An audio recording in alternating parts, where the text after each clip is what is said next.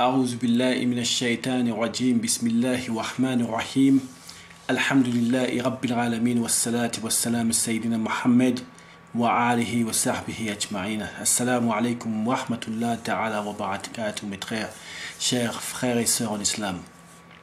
Alhamdulillah, nous sommes encore dans le mois de Ramadan, masha'Allah. Ça a fait à peu près 8 jours maintenant que nous sommes dans ce Ramadan. Alhamdulillah. Et donc, encore, je tiens à vous souhaiter Ramadan al-Karim et qu'Allah subhanahu wa ta'ala azawajal nous aide dans notre Ramadan à continuer à promouvoir la vérité et à travailler activement pour réinstaurer sa loi sur terre, Inch'Allah, bi'idhnillah. Ici, nous allons essayer de discuter sur l'affaire Charleston. L'affaire Charleston est on va dire, pas un point ou bien pas un crime unique. C'est ce genre de problématique que nous avons dans la société se passe assez, pas dans cette forme, mais des crimes, il y en a beaucoup. Et le point ici, c'est le fait que ces crimes ne font qu'augmenter. Lorsque nous allons par exemple dans les statistiques de crimes en France ou ailleurs, les crimes ne font qu'augmenter. C'est arrivé à un niveau épidémique. La réalité, c'est que les gens ne savent pas quoi faire, comment faire pour arrêter cet esprit criminel. Que ce soit des meurtres, ou que ce soit des vols, que ce soit des braquages, etc., etc. Ceci est devenu une chose normale dans cette société. Donc, ici, les discussions ont été de partout. On discute des détails de l'affaire Charleston. On discute de ses motivations. On discute de tout, sauf en fait compte du lien entre le crime lui-même et la société dans laquelle il vit. L'idéologie qui est prédominante dans cette société. Comme si il n'y avait aucun lien. Nous avons vu Obama faire un speech aujourd'hui qui parlait de tout, qui discutait de la Bible, qui discutait du pardon, etc., etc., qui serait des personnes qui ont été tuées, mais qui ne discutaient en aucun cas du système et du pourquoi les gens entreprennent autant de crimes. Savez-vous combien de personnes sont incarcérées en Amérique? Mais personne ne discute de ce problème. Pourquoi ces gens entreprennent ces crimes? Donc aujourd'hui, Inch'Allah, je voudrais en fait vous conter deux histoires. Deux histoires sur lesquelles j'espère vont éclairer la situation. La première histoire est celle d'un ami proche qui me conta un jour qu'il c'est un musulman, il voulait se marier et donc il y a eu un problème avec la jeune fille ou les parents de la jeune fille, un truc de ce genre. Mais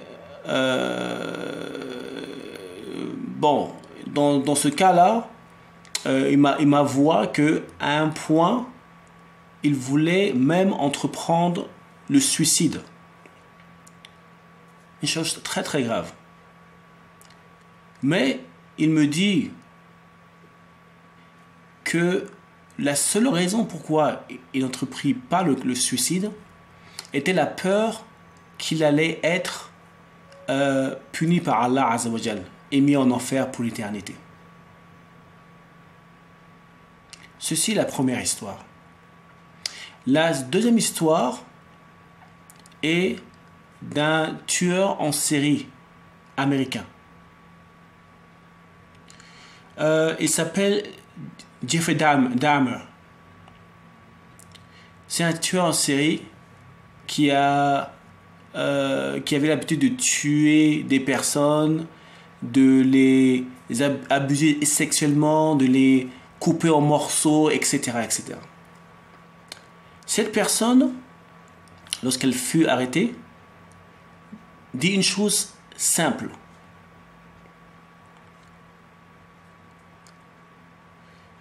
Il dit que lorsqu'une personne, il dit qu'après tout, lorsqu'une personne ne pense plus qu'il a des comptes à rendre à Dieu, pourquoi devrait-il modifier son comportement pour le garder dans des principes acceptables. Donc voici deux histoires. Une qui en fait compte une personne qui décida de ne pas entreprendre une action criminelle sur elle-même, un suicide, parce qu'elle avait encore dans l'esprit la rétribution d'Allah subhanahu wa ta'ala azza wa jal. Et une autre qui était convaincue qu'il n'y avait pas de Dieu, qu'il n'y avait pas de divinité, qu'il n'y avait pas de rétribution. Dans ce cas, nous voyons qu'une personne qui a ce type d'idée, qui pense qu'il n'y a pas de rétribution, pourquoi devrait-elle décider d'agir conformément à la loi? Si elle se dit qu'elle peut échapper à cette loi, pourquoi pas le faire? N'ont-ils pas qu'une seule vie? Donc ici, nous voyons très bien que le problème, ou bien la source du crime, est le fait que les personnes pensent qu'il n'y a plus de rétribution après cette vie, que personne ne les observe,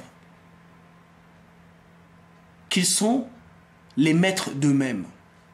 Ce concept de pensée, le concept séculaire, le concept prédominant en France et dans les gouvernements de partout le monde. C'est le concept qui en fait compte et ridicule la réalité d'un Dieu, d'une divinité, que ceci n'existe pas et que nous sommes les maîtres de nous-mêmes. Cette idée, le sécularisme, la laïcité, pousse ou amoindre ces perceptions, ces sentiments de rétribution. Et donc, des personnes qui vivent dans une telle société se diront simplement que je peux faire tout ce que je veux. Puisque si la police ne m'attrape pas, si le gouvernement ne m'attrape pas, je n'aurai aucune rétribution. Et voilà pourquoi aujourd'hui, même les chefs d'État entreprennent ce qu'ils veulent. Puisque à la fin, il peut se jouer des lois des hommes. Donc, en bref, le problème de Charleston est un problème profond. C'est un problème qui touche l'être humain en lui-même, les concepts d'un être humain. Si le sécularisme domine cette terre, le nombre de ces crimes augmenteront. Ce qui est le cas. Elle augmente chaque année. Mais si le concept de rétribution est poussé dans la société, les crimes diminueront naturellement. jusqu'au jour où on arrive, comme au temps des khilafas,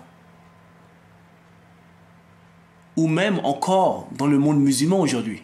Vous serez vraiment étonné de voir que des gens laissent leurs portes ouvertes.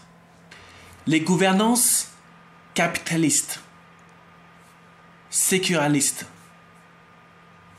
laïques ne pourront jamais réduire le crime, puisqu'ils sont ceux qui se basent sur les idées sécularistes, sur les idées qui se dénouent de toute idée divine pour imposer leur système. C'est leur système de vie. Donc, il est impossible pour ce type de système de pouvoir amoindrir ou d'éradiquer le crime. Seul un État qui instaure des concepts divins, qui pousse des concepts de rétribution d'un Dieu, est capable de réduire à néant la pensée criminelle. Et donc seul le khilafa, l'État islamique que nous instaurons, Inch'Allah, sera capable d'instaurer, de créer à tout moment ce concept de rétribution pour que la société, de par elle-même, entreprenne un autocritique et vérifie les actions qu'elle entreprend pour qu'elle puisse rester dans un environnement qui est halal, licite. C'est eux-mêmes en premier lieu qui feront cette autocritique. Ensuite, si parmi eux, certains entreprennent le crime, la loi et le système judiciaire feront son travail, ou fera son travail. Mais ce que le khilafa donnera est de créer un sentiment de peur d'une certaine manière. Ils penseront dans leur tête à tout moment: est-ce que j'entreprends une action qu'Allah subhanahu wa ta'ala azza wa jal est satisfait? Ceci est la manière de résoudre le problème de l'esprit criminel. Assalamu alaikum wa rahmatullah ta'ala wa barakatuh. Mes très chers frères et sœurs, et un très bon fin de Ramadan, Inch'Allah bi'ithmillah.